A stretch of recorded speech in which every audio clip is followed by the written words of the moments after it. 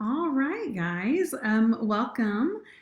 Today we are going to be talking about 4 design principles to live by. So thank you so much for joining our live stream. I'm Amanda Garcia. I'm the program director for digital design, and we are going to give you a couple of tips and tricks. So please feel free to connect with us when this is over. We have our digital design Instagram and Facebook here, and feel free to pop in, see what we're up to, and leave us a message, see what our students are up to, etc. All right, so we're going to go ahead and get started. So there are 4 design principles that we feel that in any time you can use to enhance your work, and they make this really fun acronym, and we're going to go through what each of them means. So the C stands for contrast, and we're going to show you some examples.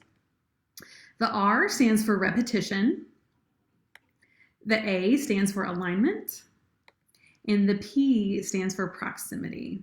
So we're going to talk a little bit about each of these, and I'm going to show you some great examples, and we're going to talk about how you can apply those. So when we are referring to contrast, we're thinking about how we can achieve avoiding similar elements on a page, or using contrast to make one item stand out from another. We're going to be using something called hierarchy. You've probably heard this word before. So hierarchy is really the visual order or the order of importance of items on your design. So whether you're designing a logo, a poster, a website, an app, we really want to use hierarchy in order to guide our user's eye through the page. So contrast is one of the best, most effective ways to use hierarchy. We can achieve contrast through size, texture, isolation, moving items on their own, shape, color, subject matter, and location on the page.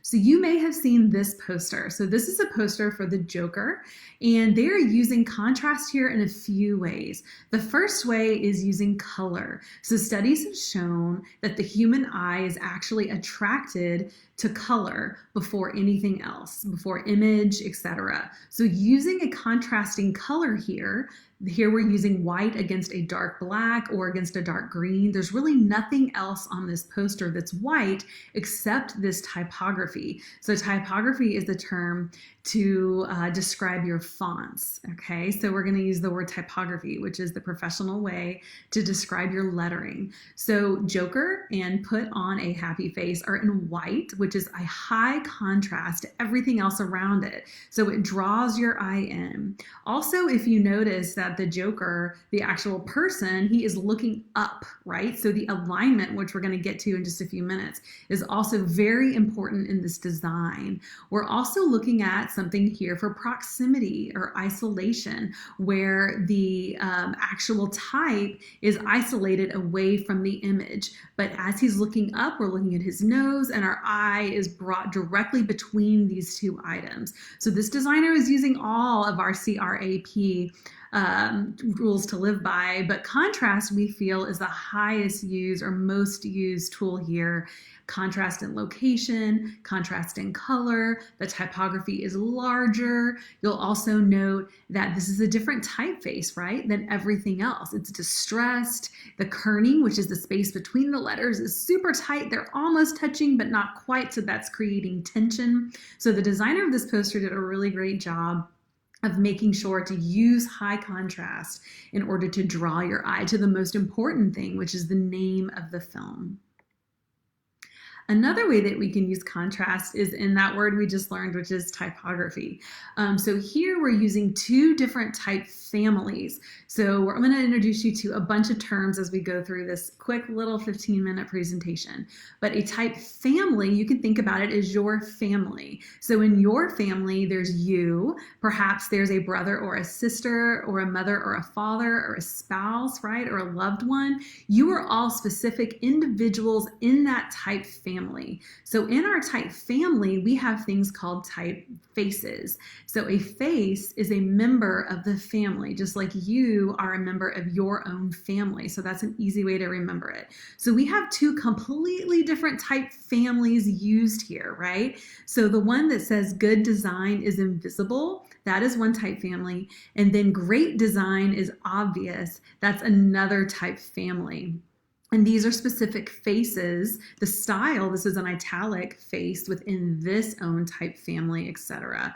So here we're using contrast in type families. They're overlapping them, right? Which typically could make things really hard to read, but because it's done in a way where we're using the idea of invisible, we're pushing it back, right? We're giving it less contrast. So we're using contrast for great design is invisible. We're using less contrast. We're making it almost fade into the background using something we call opacity. That gives us little to no contrast, which allows the great design is obvious to really move forward visibly. So it makes what we talked about earlier, hierarchy, right? So we're using really great hierarchy here. Once again, we're aligning things, one of our other tools. We're overlapping and aligning them in a way that is typically not done typically don't see it in design because it can be hard to read. Here it's being used in design elements because they have good contrast. They're able to do this. Here is a beautiful illustration, and we are looking at another good use of typography with image. Okay, so we're looking at contrast in what? Well, let's see. We have contrast in color, right? Remember, color is what the human eye always recognizes first. So we have high contrast in color. The white is highly, highly visible off of this burgundy and the orange and the blue. So what is our eye going to do first? It's going to collect all of the same colored items. So we're going to read weekend, and then we're going to read dishes every Washingtonian must try. So it's going to put these two white elements together, and then we're going to see these other cool little white accents throughout the illustration. So it's going to put those, your eye quickly is going to put those items together. So we're using contrast here in typography, in type families. So you can see this type family and this type family and this type family.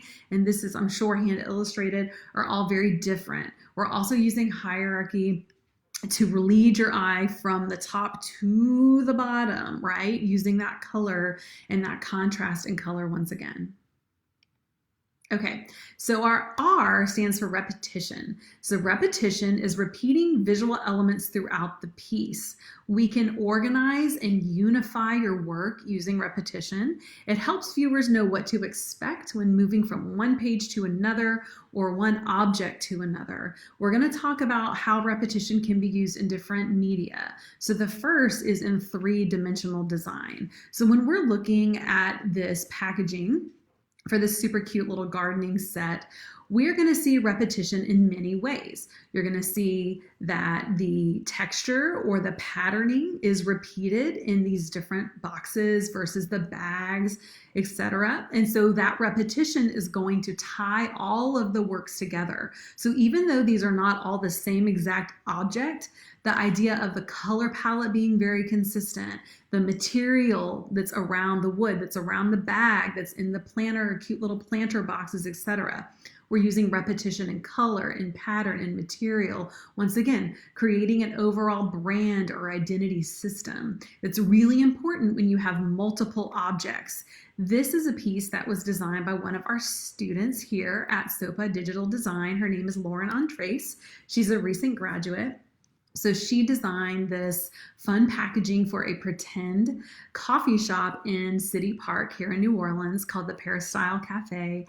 And she used repetition in these beautiful patterns that she found, as well as her typography. Her logo is repeating, her color palette in the lids of the coffee cups, in the utensils, within the backgrounds are repeating the greens, the purples, and all of that, as you can see, ties into the beautiful scenery of City Park. So that repetition, once again, in image and color and typography is really going to help pull your eye through the entire piece.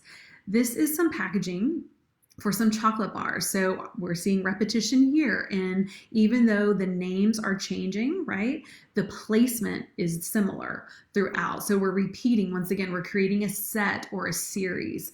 The color palettes, once again, are changing, but we're repeating the location. They're all very vibrant. They have a very similar saturation. The style is repeated, right? So when we design a set of, chocolate bars that are all within the same company, we don't want to completely do a different illustration style every time, or it won't feel like the same brand. Here we have repetition in different ways. Each of these bottles may seem very different, and the illustrations are very different. But once again, we're repeating the style, we're repeating the placement, we're repeating the color on the top, right? So we want to make sure that even if you have varying color palettes, etc., within your objects, that you are using repetition in some way to tie them together. Here we're using repetition. This is a beautiful design by student Hannah Gregory. She's amazing. And so here she's pulling into multiple different items. So she's looking at a printed menu, she's looking at a logo, a sign, a web page, and into packaging. So what student Hannah Gregory has done here is she's used a consistent color palette, right? So repetition equals consistency. She's using a consistent color palette. She's using consistent illustration styles. She's using a consistent typeface and type family for all the different items. So it feels like a set or a series. Also, just in her menu design, you can see consistency of her sub headlines like small plates, big plates, drinks, etc. So once again, using repetition of the same type sizes for those things and placements makes the eye tie them all together. This is a set of icons designed by one of our students, Megan Calvin. Megan is graduating this semester. We're so excited. She's moving to New York, and she was actually picked up by IBM Garage. So she's going to be designing a lot of these apps and icons for IBM Garage, and we're so proud of her, Megan, for moving to New York and just following her dreams. So we're so proud of you, Megan. So this is one of our students' work. So this is a set of icons. And as you can see, when you have icons on an app or on a website, right, we're not just talking repetition for things that are printed. It's really important. Think about web when you're navigating a website or an app, how important it is to be able to know where everything is from page to page or screen to screen. Good repetition will help you do that. Here she's using repetition in color, in line weight. So line weight is another term that we use in graphic design. So you can see how the weight of this line is the same as the weight of this line as you move through these. That's really important to add consistency and overall look and feel to your pieces. This is our last piece under repetition, and here this is a beautiful piece of packaging, and you can tell that although it's very simply designed, there's a ton of repetition going on here. So let's look. We have repetition in this texture, we have repetition in placement of the top of the box, we have repetition in where these little boats are placed on the side. Even on the overall package, you'll notice that the boat is in the same place. Also, the type family is the same. It looks like they're just using different weights or sizes within that type family. So this, the size of each box is repeated, so it feels very high end, it feels very consistent, and that is all achieved through repetition. All right, we're getting there. So the next one is alignment. So it's number three. Number three tip is alignment. Alignment is a visual connection from one element to the other. This is a super simple way to create consistency, to create, very professionalism. A lot of professionalism in your design is using alignment. And we can use alignment to align things that are related or misalign things on purpose. So this is a piece designed by Catherine Hume. She's another one of our students. She did all of these original illustrations, which is amazing. And she designed this typeface in Professor Rebecca Carr's class. It's just beautifully done. So what Catherine did here is she's using alignment in a few ways, right? So in publication design, think about when you're reading a book, right? Repetition of where the page numbers are, where the headers are, alignment of where the columns hit. It's very important to create, once again, consistency and hierarchy. So because we know that these paragraphs are aligned to one another, we know that they relate to one another. We're able to lead our viewer through this entire magazine, understanding where the next thing should be. It makes it very easy on our eye. So remember, visual communication, right? Graphic design, visual design is all about communication. So we want to make sure we're using good hierarchy, using our CRAP to draw our eye through this piece. So here she's using this really fun typography to lead your eye through. You want to see what's next. Your eye sort of comes down from this exclamation point, heads over here and starts to read. She's using alignment and her subheadlines, etc. So this is a really fun way to lead the viewer's eye through the work. Another great example of alignment. So this is a piece by Chip Kidd. Chip is actually coming to visit in the fall. So if you're in the area, we'd love to have you come and meet Chip Kidd and visit with him in person. So Chip is the one who designed this original Jurassic Park.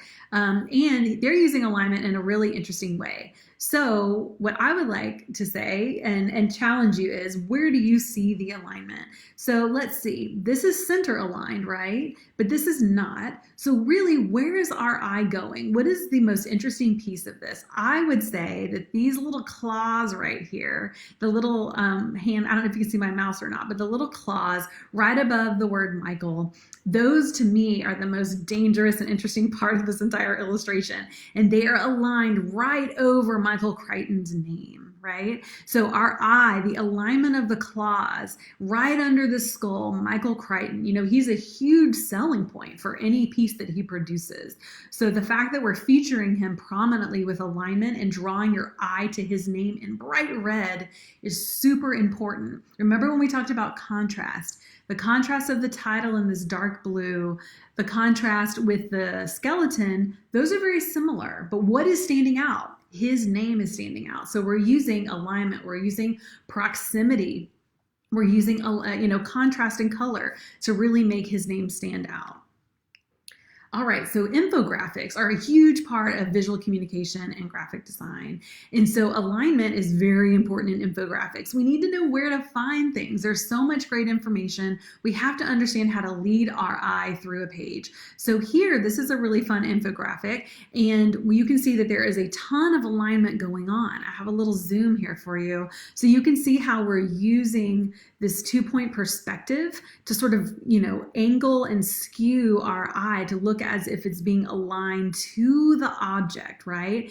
Everything is aligned to this kind of center plane. And so our eye is drawn into this middle cake illustration. They're also aligning similar things to one another. So when we're talking about the very top right, the pastry bag, all of those elements are aligned to one another. When we're talking about the history on the upper left, all of those items are aligned to one another. When we're talking about the cake on the very bottom and everything's in that circular pattern below the cake, everything is aligned to that really nicely. So we have little sections and chunks and pieces of things that are aligned to one another because they relate to one another. And it makes it super easy for the human eye to follow these items and group them together.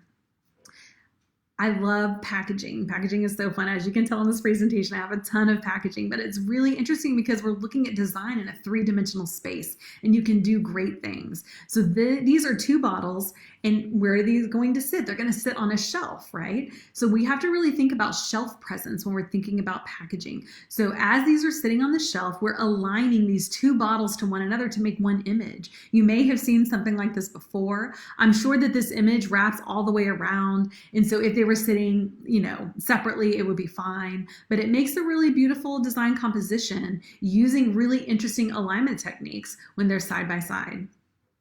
This is a menu design by a student. We're going to talk about Katie Stern. So Katie Stern is a recent graduate. She's recently moved to Chicago and did some amazing work and swept our Addie Awards this year. She won Too Many to Carry. We had to help her out of the Addies. It was great. So Bywater American Bistro, or Babs as we love to call it in New Orleans, is a great restaurant here in town. And so she wanted to redesign the menu. So using beautiful alignment, she's able to create this dynamic composition. So using alignment with appetizers, once again, this is very simple alignment, right? She's aligning things in columns. It makes sense to us when we see this. Things are in a 2-column grid over here on the left. Things are in a 3-column grid over here on the right.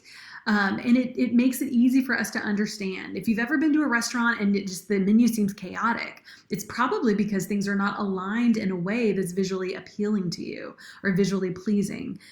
Also here, I want to talk about contrast. So she's using these light colors of the pinks and the blues to show this really beautiful contrast, pushing the pink illustrations back visually and allowing those dark blue-green typography to come forward. So Katie did a beautiful job with this piece.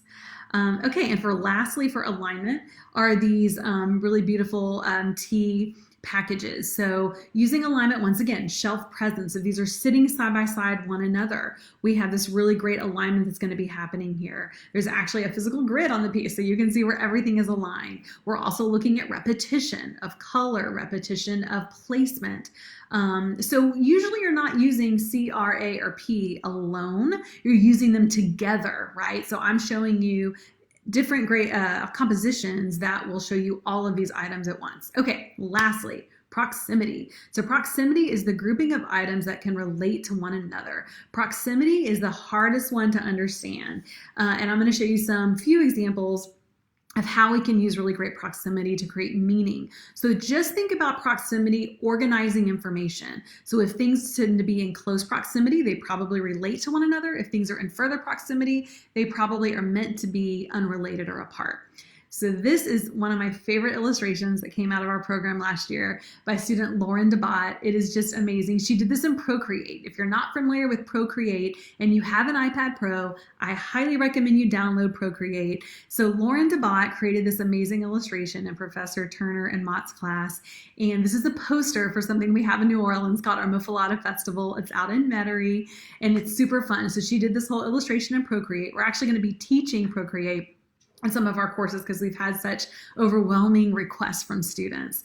Okay, so this is an illustration. So what are we talking about for proximity? So proximity, once again, is the grouping of similar items. So think about how she's done this. So we've got a few different type families here, right? We have our Muffalata Festival in one type family in a certain color, and those are grouped together. So the header is all in close proximity to one another. She talks about Norjo Imports presents the 3rd annual and then Muffalata Festival. So all that important information is together in one spot. Then she has all of the ingredients over here on the right-hand side in red. Those are all in proximity to one another. So all of those things relate. She also has October 7th, 2019 over on the left in close proximity to one another because those things relate. Does that make sense? She also has the logos of the sponsors at the bottom right because those things relate. So proximity is all, here's a close-up. Proximity is all about relating items that are similar to one another. Excuse me. Okay. Take a little sip of my coffee here so we can keep going. All right, so let's talk about proximity for these wine bottles. These are beautifully designed wine bottles, and you'll notice that things are sort of grouped together to create meaning. So over on the left-hand side, we have this gorgeous handwriting. Here's a little tip, pro tip. If you want something to look handwritten, handwrite it. Don't try to find a type family or a typeface that looks handwritten.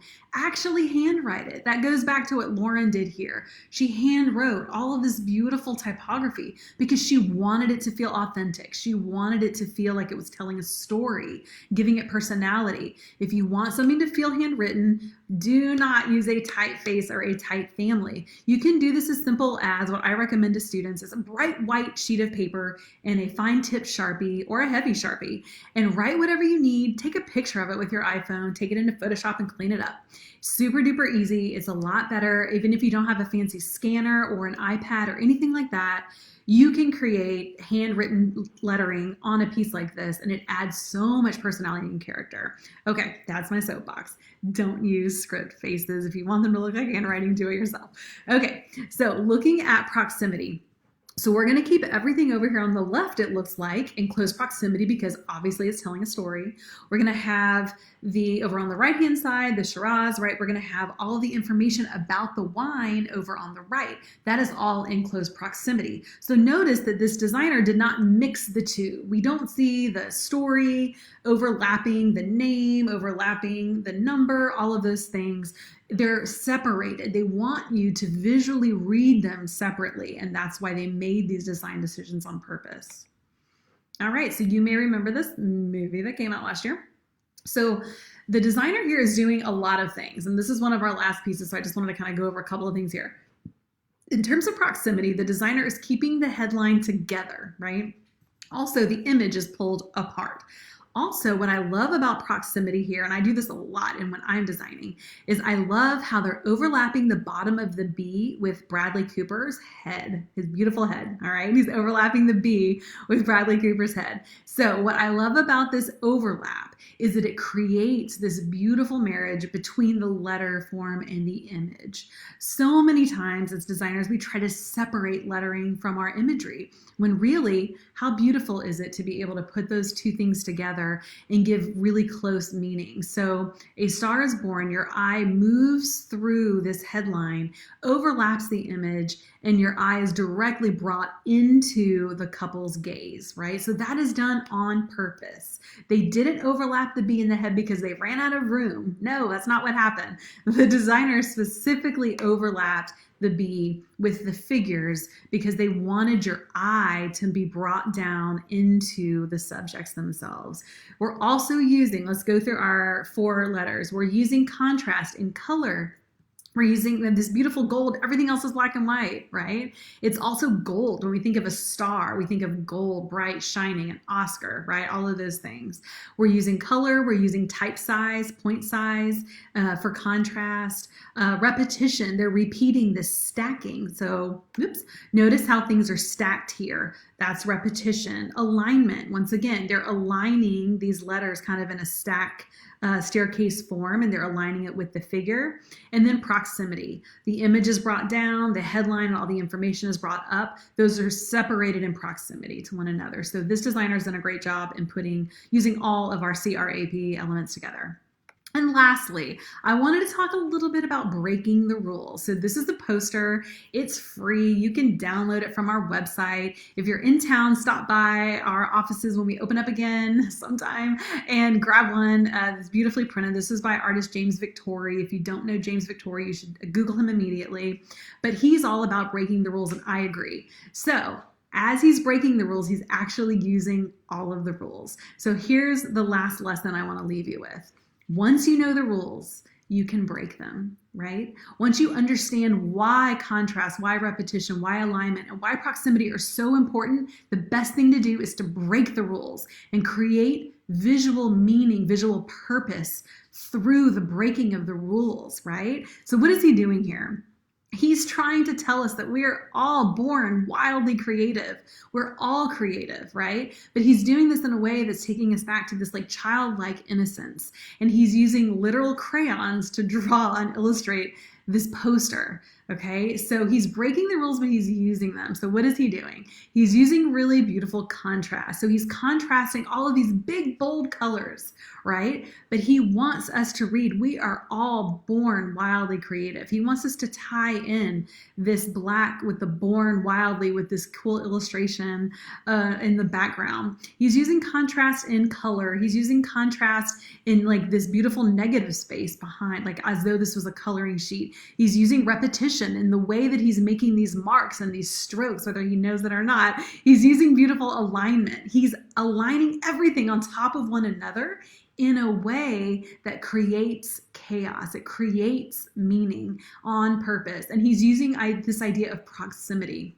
All of these things, once again, are overlapping, but that idea of everything overlapping means that it's all related, right? It gives us this really beautiful story about this little girl and how she's been born wildly creative and how she's about to knock it out of the park, right? And so he's using contrast, repetition, alignment, proximity in a way that's really visually appealing. So you can download this. I'm going to give you the link in just a second. So just to recap, contrast, repetition, alignment, and proximity, 4 rules to live by. You can download this handout right now. It's on our website, digitaldesign.tulane.edu/CRAB, C-R-A-B. And you can download this handout and read through it. And we have adapted this fun little meaning from our Non-Designer's Design book by Robin Williams. This is used a ton in design school, and we love it. We think it's really fun to remember CRAB, and it makes it fun for our students. So you can download this and use it and read Robin Williams' book.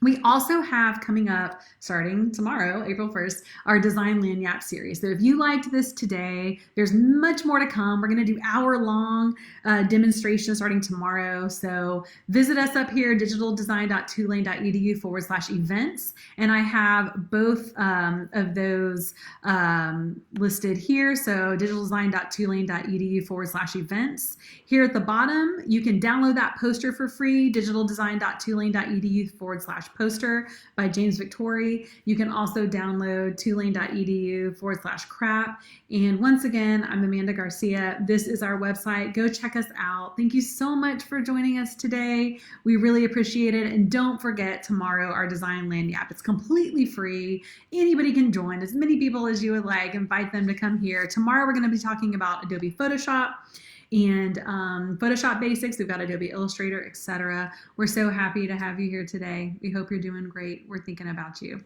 Thanks so much.